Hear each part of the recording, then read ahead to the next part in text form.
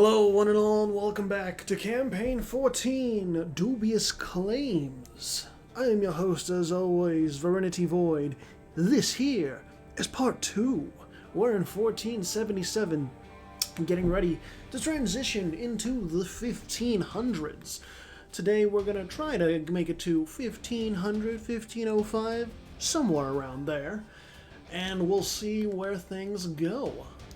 If you didn't watch the last part, some of the major things that happened were that the Wendish realm went to war in an attempt to start their... I'm sorry, I needed some water, something caught my throat. Excuse me. The Wendish realm embarked on their conquests to build their own Mare Nostrum, but for the Baltic Sea. They took out the Obodrites completely, converted that land, as you can see over here, completely Catholicized, and then they went to war against Finland and the Teutonic Order, winning both times. However, the Teutonic Order, combined with Virui, they attempted to, They attempted to help out the Teutonic Order and successfully besieged Stettin, Wolgast, and Lubeck. So the Wendish realm is very strong, but they are also very spread out, and they are vulnerable at certain points, depending on where their land forces focus. So that was basically the main crux of Part 1. Other happenings were Paradox 1 and Paradox 2 going after each other, and really it's just everyone else slowly making their way toward each other. Also, we had Teotl going after the United States of Caddo and winning some land against them. Before we get started, I'm just checking in on the government reforms of the tribal nations in particular, such as Oirat. Because once they get to the end of their reform tree, I do, in between the part, I do a dice roll to determine what form of government they will take. Where did you come from? I thought I deleted you. What? Because later Zhao, you remember in part 1, was the stand-in to take the Empire of China stuff, but how did you... Was this... Okay. Was annexed this... So Canton was colonized by Sambas, and it was taken over. Stopped being a core... I guess Sambas lost a war against their Southeast Asian neighbor and were forced to give independence to later Zhao. So you guys will see the national ideas I gave to them. These guys are not intended to be like here at all. So their national ideas are kind of powerful, but they're not like over the top. I guess we'll see what happens. Let's get going. 1477. Again, we are aiming for 1500. We'll see what happens. I got my handy ledger here for the current wars, and yeah, we'll see what we can do. Sicily has some rebels, some noble rebels over there in Malta. Perhaps it is the Order of Malta that has rebelled against them and, you know, sought out their own independence, or their own autonomy at least. What is this song? Song of the North. Not bad. Ragoetia allied with Kraumna and Lissenborg. Fadl allied with Ardalan and Ionia. Got another colony going here. Cool. And then we got Ardalan. Ardalan is allied with Astrakhan, Fadl, and the Timurids. Okay. Also, if you notice, it's just a small little thing, but for this campaign I changed around the mod that does terrain pictures. So the pictures of the various terrain, it looks a little bit different from last time. I think it's a nice change of pace. You even have different pictures for the Arctic provinces. it's interesting stuff to me. I don't know. It's just a small thing. Khmer is allied with Lanna and Mongkong. Lanna is only allied with Khmer. Malacca is allied with Banten, the two Muslim dynasties over here. Sambas is the only Hindu holdout. And then Malagna over here is doing their own thing in Australia. You know? They're just, they're chilling.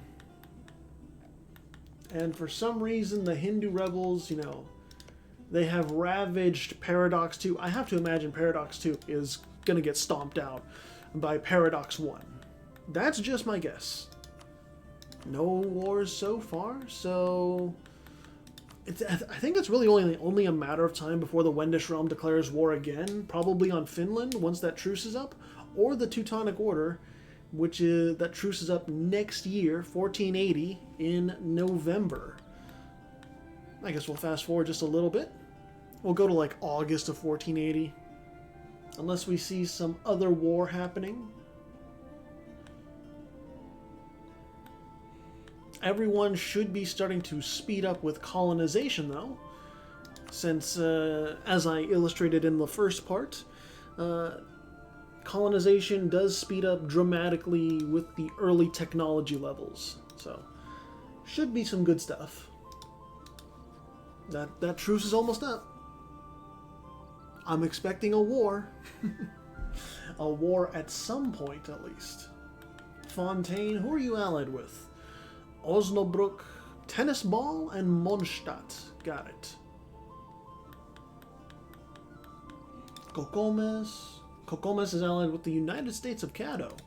Deoto is allied with Colima. Oh, and also, I was told from last time, and Mackie pointed this out to me, that further Etruria was supposed to be animist and not totemist. So I changed them over and all of their land to animist. So they should be fine. Further Etruria should have no issue. At least I hope so. I don't know. Arapaho's getting pretty big, and so is Potawatomi. Apache is growing nice and strong.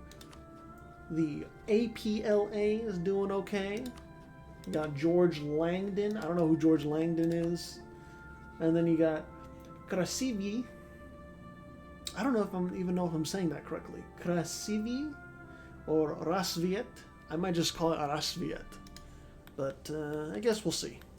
We'll see how it shakes out. Arawak is colonizing along the coast. Kaideria is doing their own thing. I suspect the Union is going to go to war against Guarani as soon as they get a land border of some kind. And hey, I was correct. The Wendish realm has declared war on the Teutonic Order. Lissenborg is also going after Fez. I kind of foresaw that coming. Paradox 1 going after Paradox 2. And Tsang is going after Bengal and Mongkong. This is the conquest for Gauda. And actually, Bengal and Mongkong, they stood up, or they tried to stand up to Tsang. But, nah, the Tibetan armies, they're just too good. Being one military tech ahead really does matter. Mackie, I have to expect you are proud of Tsang and how well they're doing right now. They're kicking Bengal's ass. This is looking like a win for Vajrayana Buddhism. The Teutonic Order had just a province or two taken away from it, and had their alliances broken. So it's kind of looking very dire if the Teutonic Order cannot get an alliance with anyone else to save their ass. I have no idea if they will get someone, but we'll see. Hojo still chilling as they are in charge of Japan. Also, the Siberians are visiting China more and more. I'm not sure how to feel about that, considering this is very fertile land, and when war comes to the eastern coast of China, I don't think they're going to be able to stop this. Oh my goodness, there's war between the Siberians again. Yakut is going after Ustkut, the province at least. And yeah. Damn, they're getting slammed. Is the capital siege down, actually? The capital is siege down. East Tunguska is well and truly taken over. Mackie, hold on. He told me there was a way to pronounce this.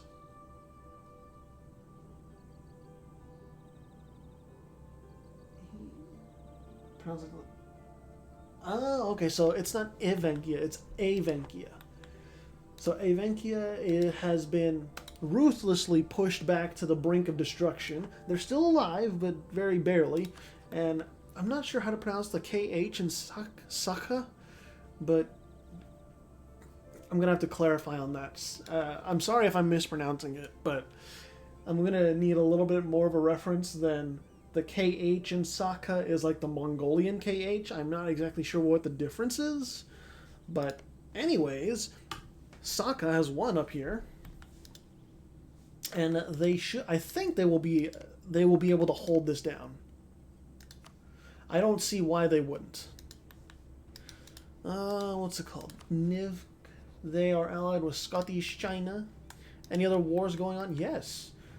So Lissenborg is still going after Fez, and they're still being chased around. Lissenborg's army, surprisingly, is in shambles over there. Paradox 1 still going after Paradox 2. Sumeru is going after Bruchal and MNT. Really? Sumeru, you're taking on 2 of them for the price of 1. That's a tall order, but Sumeru has the numbers, and they are 1 military tech ahead.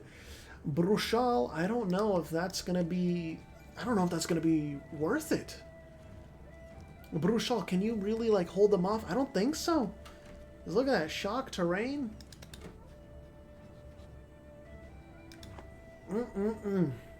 It's brutal. It's brutal out there, brother. Bruchal, I don't think there's going to be much left. I really don't. I mean, sure, sieging down the capital of Bruchal might be a little tough. It is Highlands, but I mean, if there's no army to come relieve the siege, what's the point? MNT doesn't look like they're really capable of doing much. I would expect they would want to throw all 19,000 over here to help, but it doesn't look like it. It doesn't look like it. It looks a lot like Bruchal is gonna get fucked. Sang is still well on their way to taking over a large part of Bengal, and then Mongkong is doing their own thing and getting, fucked over by Sang. What else do we got? I want to see what happened to Lissenborg. Did you just take bad fights over here and you couldn't reinforce? Because naval dominance is in the favor of Lissenborg, but you need more than just naval dominance. You need to have the military to support it, and clearly you don't. Fez may be 1 military tech behind. That's not gonna fucking matter if you don't have the military force to match their stuff.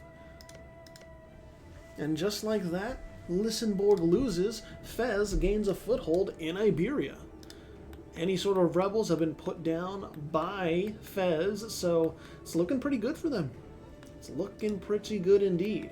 Sicily taking parts of Sardinia. Any other wars? Yes, Teotl is going after Kokomes, as well as the United States of Caddo. Tech 6, Tech 6, Tech 6. They're all on equal footing, but this is a 2-front war.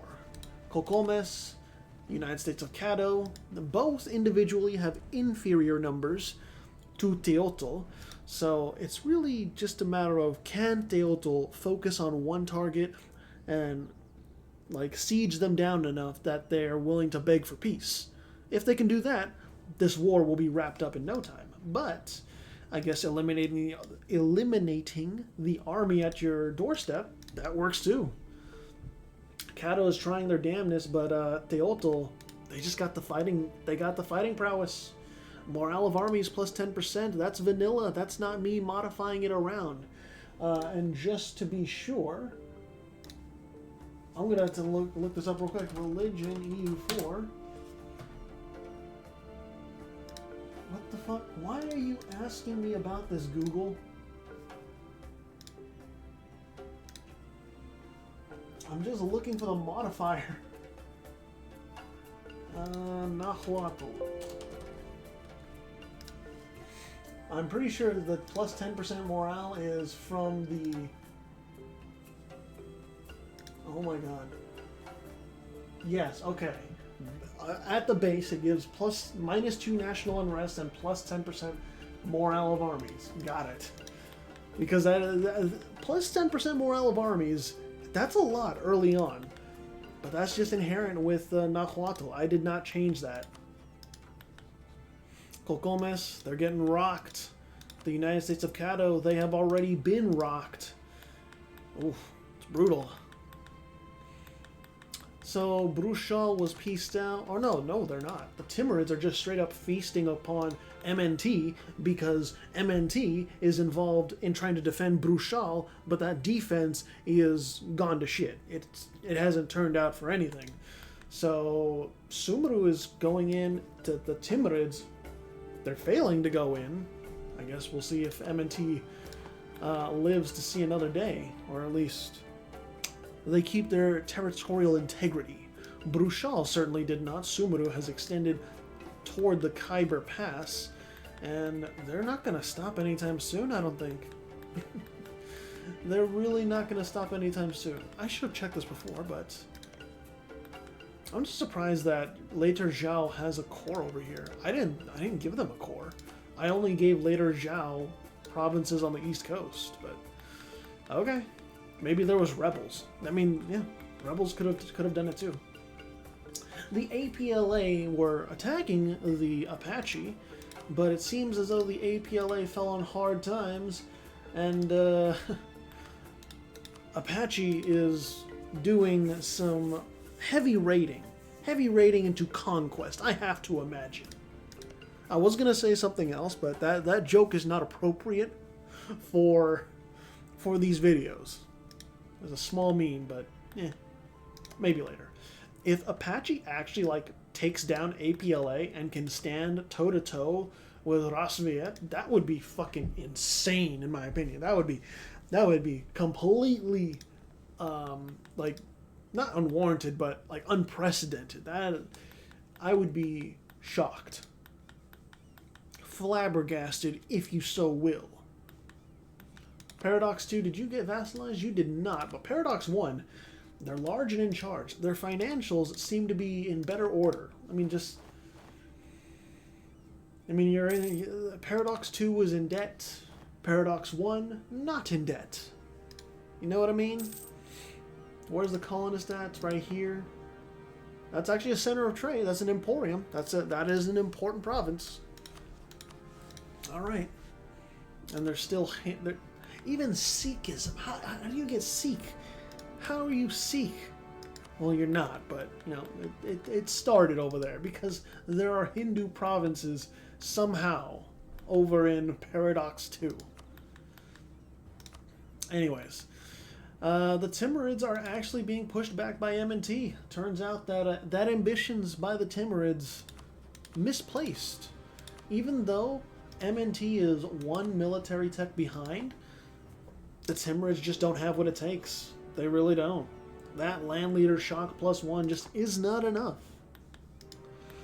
Fortunately or unfortunately, depends on who you are and what you're aiming to see out of that war. Colcomes, they're about to be knocked out.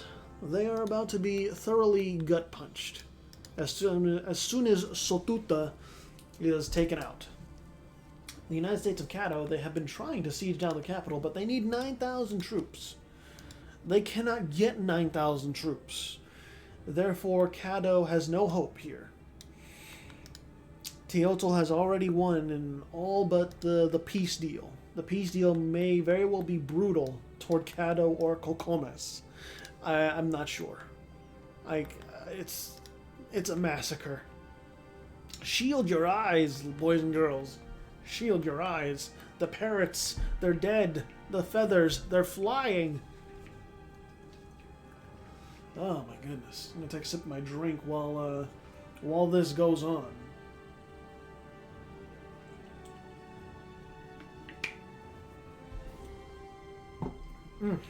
Tastes like red Kool-Aid.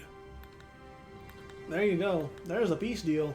Cato was spared from the wrath of Teotl, but Colcomes, they got more than half of their provinces taken away from them. They have their capital still, but oh dear God, Colcomes is in shambles. Utter shambles. Europe has the powder keg brewing. I'm just going to zoom out here so you can see exactly the borders so far in 1489 going on 1490. You know, we have Needle over here about to touch Coiny, Book, and Tennis Ball. They are touching as well. Fontaine is cleaning up that west coast. Cromna is connecting their land. The papacy has taken over central Italy. Bulgaria is filling up their region. Virui is taking over the northeast Adriatic, I would say. I was told that Danauland is actually like for the Danube, however you want to say it. Basically, land of the river, the great river that flows through. So, but I'll call them Donauland, and they're doing fine. They're allied with Epirus, the papacy, the Wendish realm, and Mondstadt.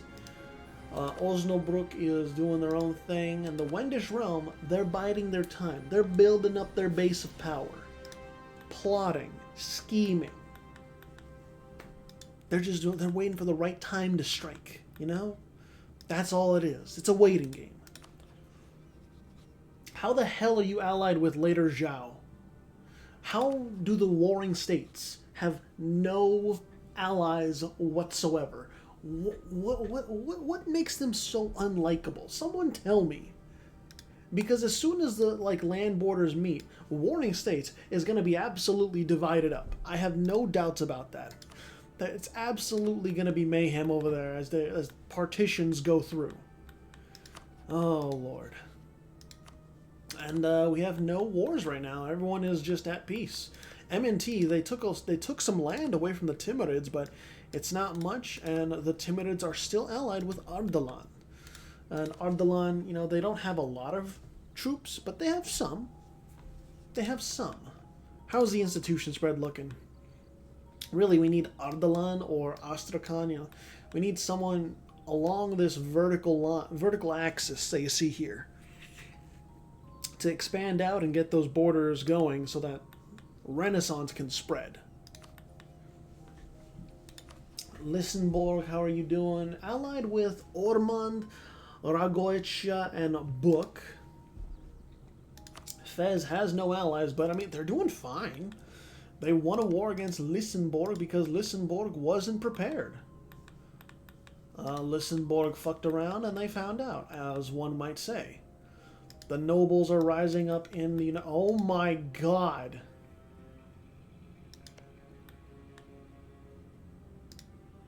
Akamatsu, we have had an unprecedented development in this here part 2. The American People's Liberation Army has been dismantled, more or less. Apache has come through like a bulldozer, and they have fully annexed the likes of, wow. That's intense. I don't know what to say about that. Holy shit. Wow. I thought they might take like half, but not the whole thing. Jesus Christ. I am shocked. They took the whole cake and ate all of it. Jesus fuck.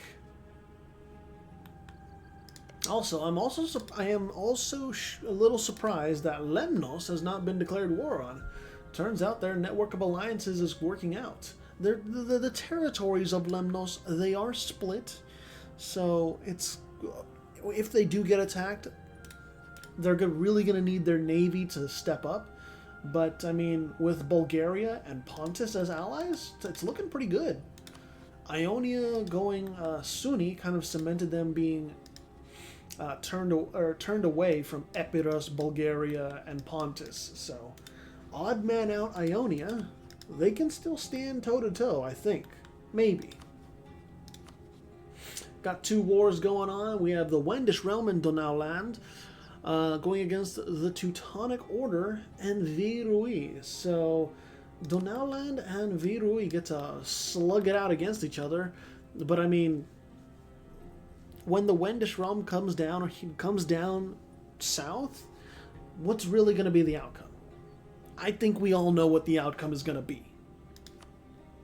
Also, my boys, Loibuk and Louis de Gar, are going after the Warring States, so I have to imagine that the Warring States are going to be partitioned. It's going to be ugly, it's going to be brutal, but I mean, hey, Warring States isn't going down without a fight. They're trying to take down the capital of Louis de Gar, so good on you for trying. I like the effort. I like the grit. But you got all this to worry about. You got all of this. The capital at Luoyang is about to go down, and even the armies of the Warring States, it's not enough. On Doc. Oh, there must be an advisor. Okay. So yeah, even the army of the Warring States, it's not enough, unfortunately. 15% infantry combat ability, cavalry combat ability plus 15%. Yep, it's gonna be a partition. Only Loibuk is gonna benefit though, since Louis de Gar does not have a land connection, and Ryshock doesn't have a land connection either. But hey, Loibuk said, "Hey, come on, join in on this. You can have some fun." Oh my god! Oh my god! That's horrific. I thought they were like, I'm underestimating how much the AI is hungry for. I thought maybe like 3 or 4 provinces, not like 5+, because now the Warring States, they're guaranteed to be annexed by Loibuk at this point. I think. Maybe I'm wrong, but you look at this and tell me, no, Verenity, they're not going to be annexed by Loibuk. They're going to be like Ryshock is going to snake down there. Of course. You tell that to me with a straight face. Japan going after Nivk and Scottish China, but it's really just to secure Japanese land. It is Chikuzen right here. Japan's gonna take it, easy as can be. Virui lost a little bit of land to Donauland, so not surprising there, but Virui is still intact, very much so. Especially that nice province of Venice, so no need to worry there. The Teutonic Order has been effectively cut down, so farewell, my sweet prince. The Catholic monastic order is done for. Ooh, what else do we got going? What else? Arapaho doing their own thing. Potawatomi. I'm also kind of wondering when war is going to break out between Further Etruria and Patriot Front. This is going to be an interesting war when it happens. Excuse me. Oh man, I can still taste my dinner from earlier. Fontaine colonizing the Azores. Oh no, they colonized it already. Do you have exploration? No, you don't. You just have massive range. Okay. I also did remove the requirement for colonialism to spawn. It no longer needs any sort of exploration ideas. It just needs, what's it called? So I think it needs just a colony in the New World. Yeah, it just needs a province in the New World of some sort, and the year needs to be 1500, of course. But that shouldn't take too long, because Western Europe is going to get filled up pretty quickly, I have to imagine. So getting to the New World should not be that hard. I don't think it will be, at least. Maybe I'm wrong. I always reserve the right to be wrong in these situations. Also, Needle is reserving their spot in Eastern Europe if they get kicked out of the Isles. Always a good thing to do, you know. We have seen successful exiles before when one nation loses their bid for power in the Isles. I'm looking at you, Dumnonia, and you, Strathclyde. Those were amazing stories of exile. Also, we have Kalahandi that formed Orissa. And, of course, they use the revamped Orissa ideas that I made. Lovely stuff. They will be rather powerful later on, in my opinion. But Orissa has to get to that point first in their national ideas. It's not going to be an easy journey. They will have stuff to do, and they will have stuff to do, challenges to overcome, hardships to tackle. Paradox 1 also annexing more of Paradox 2. What is this? Rioters of Timur. Alright. And what do we have here? We have Arawak and Quito going to war. The Arawak conquest of Choco. Right here. Alright. And Quito is going after the Arawak capital. Are they on the same tech level? They are on the same tech level. And they have similar amount of forces, so this could go either way. Part of me wants Quito to win just because they are inti and not animist, but no, that's just me. That's just a personal bias. Arasvia has no allies. Arapaho only allied to Apache.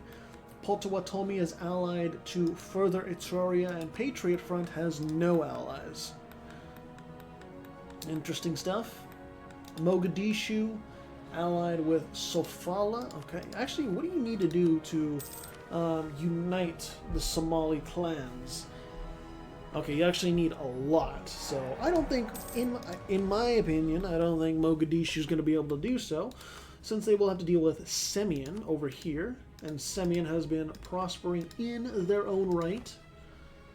They don't real. Oh shit! I still need to disable that. But yeah, Semyon has done their own thing, or they are doing their own thing, as I should say. They will definitely be contesting Mogadishu for hegemony over the Horn of Africa. What do we have here? We have the Wendish conquest of Ostjilan? I'm not sure how to pronounce that at all. But yes, they're going against Pillage Rush, and I don't think Pillage Rush had a fleeting hope in the slightest. This is just the Wendish realm consolidating their own sea. The Wendish Sea, if I might call it. Yeah, Jarl Marcus Vixen is not going to be able to do much. Not even the navy of Pillage Rush can do much there. I think they will effectively be exiled to the Isles, and from there, God only knows what's going to happen. I'm sorry, not God. Odin only knows what's going to happen over there. Surprisingly, they didn't take that much. The Wendish realm took only this land over here. It's actually very surprising. I thought they were hungry for more. I guess not. I think we can go to like 1501, somewhere around there. That should be fine. That'll be a nice stopping point for this recording. And what is this? Bruchal MNT is going after Nuristan, but it was a colony, and therefore it is. It got burned down, so no land will be exchanged no matter how badly Bruchal gets brutalized. Vijayanagara, they're allied with Junagar, and of course, Vijayanagara uses the revamped national ideas I gave them. This is my campaign, I get to toot my own damn horn. You know, I work hard on National Ideas Extended, and it is my beloved child. I have more motivation to do that mod than Formables Extended, unfortunately, but you know, National Ideas are fun for me to do. So yeah, Vijaya and Nagata, they'll be more and more powerful as time goes on. Did you get a new dynasty? You did. So Vijaya and Nagata, that's why they have low legitimacy right now. And Loibuk is looking really fucking strong. Good gods. They have a lot of forces ready to go. Japan, you better finish that war up. 1493, it's actually been 6 years. So I think it's about time we call for peace. Sorry, it's a white peace. 6 years, still doing? Jesus Christ. Yes, man. Where's sue for peace? Send demand. Yes, man. Disabled. We're good. Alright. If you're gonna take that piece of land, if you're gonna take Chikuzen, you better fucking, like, actually peace out for that province. If you're just spending 6 years doing nothing, then no, I'm not gonna... We're not having that.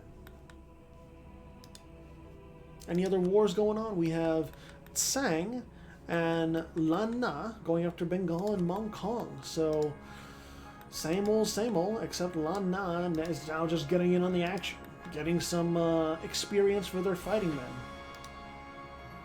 And I have to believe that Tsang is not taking any prisoners this time. It's, yeah. There's also a land border now. There is about to be a land border between Tsang and Hong Kong, so Tsang can just go over here and just do whatever they want. Really. Once this war's finished up, I will tag over to Tsang and see what they're doing. Even with this war and winning, Sumeru already has like 50,000 troops, and they're allied with Orissa. Tsang is not going to stand a chance when push comes to shove between all of them. But that's just what I am forecasting. Wendish Realm and Donau Land are going after Finland, the Papacy, and Tennis Ball. Okay. Wendish Realm is poking the bear over here, and Tennis Ball has a lot of development. They are part of the Low Countries. There's a lot of development. Just look at that. Look at that development map mode and tell me Tennis Ball is not stacked. I mean, just look at that. Look at that capital. 38 development there. 38. Oh, I'm sorry. That's not the capital. The capital has 29.